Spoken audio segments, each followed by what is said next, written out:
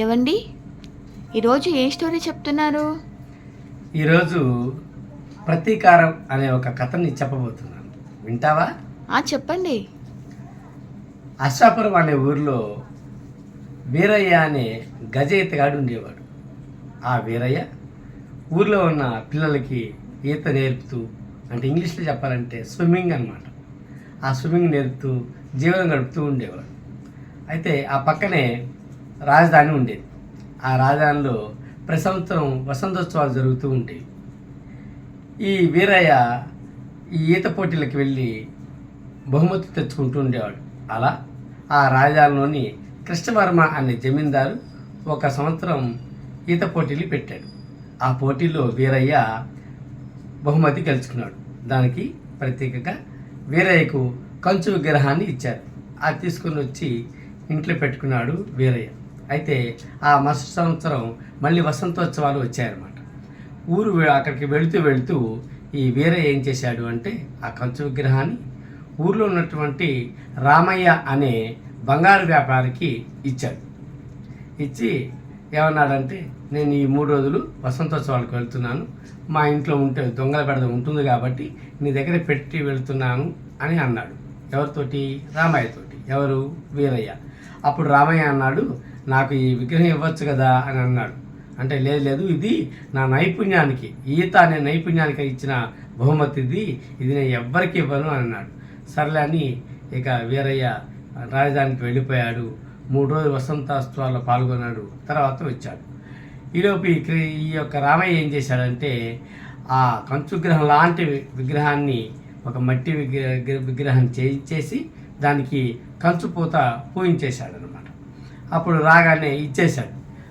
ఈ వీరయ్య చూశాడు, ఇదేంటి కంచు మూత మోగట్లేదే, మట్టి మూత వస్తుంది అని అనగానే వెంటనే రామయ్యని అడిగాడు, ఏంటి రామయ్య, నువ్వు మంచివాడివని పెద్దవాడివని అని చెప్పి నీ దగ్గర పెట్టిపోతే నువ్వు ఇలా చేస్తావంటే, నేనేమి చేయలేదు, విగ్రహం బాగుంది కదా అని మా ఆవిడ అదిగో ఊరికి దూరంగా ఉన్న బావి దగ్గరికి వెళ్ళి మా ఆవిడ కడుక్కొని వచ్చింది, నీళ్ళు తోడుకొని కడుక్కొని వచ్చింది. ఇదేమో ఆ నీళ్ళ దెబ్బకి కంచు విగ్రహం కాస్త మట్టి విగ్రహం అయిపోయింది, నన్నేం చేయమంటావు, నా తప్పేం లేదు అని అనుకున్నాడు. పాపం చేసేదేమీ లేక ఈ యొక్క వీరయ్య ఇంటికి వెళ్ళిపోయాడు. సరే, నాకు సమయం రాకపోతుందా, నీకు బుద్ధి చెప్పిపోతానా అని మనసులో అనుకున్నాడు ఈ వీరయ్య. ఇలా కొద్ది రోజులు అయింది. అయితే ఈ రామయ్య భార్యకు ఒక అలవాటు, ప్రతి సంవత్సరం దసరా అప్పుడు ఏం చేస్తుందంటే 3 రోజులు స్నానం ఆ బావి దగ్గర మాత్రమే చేస్తుంది. అది కూడా బంగారు బిందెతోనే నీళ్లు తోడుకొని మరీ చేస్తుంది. అయితే యథావిధిగా సంవత్సరం గడవగానే దసరా రానే వచ్చేసింది. ఈవిడ ఆ స్నానానికని వెళ్ళింది. తొలి రోజు స్నానం చేసింది బంగారు బిందెతో నీళ్లు తోడుకొని. ఆ రోజు సాయంత్రం స్నానం చేస్తుండగా పొరపాటున జారి అది బిందె లోపల పడిపోయింది. సరే కదా అని వెంటనే వచ్చి భార్య రామయ్యకి చెప్పింది. రామయ్య వేరే వాడిని పిలిపించి ఈత అదే కొట్టేసి బావిలో దిగి బిందెను తీయాలంటే, అమ్మో నా చాలా లోతైన బావి, నేను దిగనని వాడు అనేసరికి చేసేదేవి లేక మళ్ళీ వీరయ్యకి కబురు పెట్టాడు. అప్పుడు వీరయ్య వంతు మళ్ళీ వచ్చిందన్నమాట. వస్తే, నీకు ఇప్పుడు బుద్ధి చెప్పాల్సిన సమయం వచ్చింది రామయ్య అని మనసులో అనుకున్నాడు. మా ఆవిడ బిందె పడేసింది బావిలో, అంటే నేను ఇప్పుడు రేపు తీస్తాను అని చెప్పాడు వీరయ్య. సరే కదా అని ఆ రోజు ఏం చేశాడు, ఇక ఆ రోజు అర్ధరాత్రి పూట మన వీరయ్య మెల్లగా అర్ధరాత్రి పూట వచ్చేసి ఆ యొక్క బావిలో దిగిన బంగారు బిందెను స్థలంలో మళ్ళీ ఒక మట్టి బిందెను ఉంచేసి వెళ్ళిపోయాడు. యథావిధిగా తెల్లవారుగానే వచ్చేసాడు. రాగానే అందరి ముందు వీరయ్య ఆ యొక్క బావిలో దిగి బాగా ఒక 5 నిమిషాలు బాగా ఈత కొట్టి లోపల దిగి ఒక మట్టి కొండని బయటికి తీశాడు. తీయగానే అందరూ ఆశ్చర్యపోయాడు, ఇదేంది, రామయ్య బంగారు బిందె కదా, మట్టి కొండ ఎలా అయింది అని అందరూ ఆశ్చర్యపోయారు. ఇక్కడ ఏమీ లేదు, మట్టి కొండ మాత్రమే ఉంది అని బావిలోంచి చెప్పాడు వీరయ్య.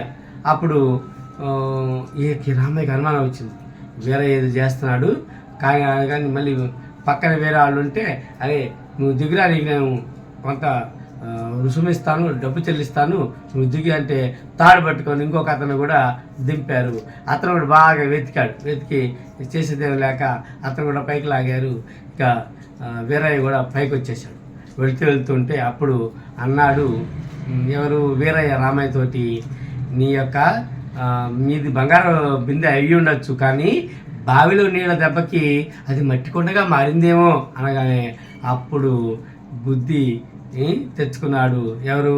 రామయ్య తెచ్చుకొని మరుసటి రోజు వెళ్ళి ఆ యొక్క వీరయ్య కాళ్ళ మీద పడి ఏమంటాడు, నేను చేసిన తప్పేను, నా తప్పు క్షమించు అనగానే అప్పుడు చెప్పాడు, ఎవరిని నువ్వు మోసం చేయకూడదు, గుర్తుపెట్టుకో అని అనగానే నిజమని ఇప్పటి నుంచి నేను ఎవరికి మోసం చేయను అని అన్నాడు. అలా వీరయ్య రామయ్య మీద ప్రతీకారం తీర్చుకున్నాడు. ఇది నమ్మిన వాళ్ళే మనల్ని మోసం చేస్తే ఏం చేయాలంటే ముందుగా వాళ్ళని క్షమించి వాళ్ళని దూరం పెట్టేయాలి. అలా అని మాట్లాడకుండా ఉండకూడదు. మాట్లాడుతూనే మన విషయాల్లో వాళ్ళని కలగజేసుకోకుండా చూసుకోవడమే ఉత్తమమైన మార్గం.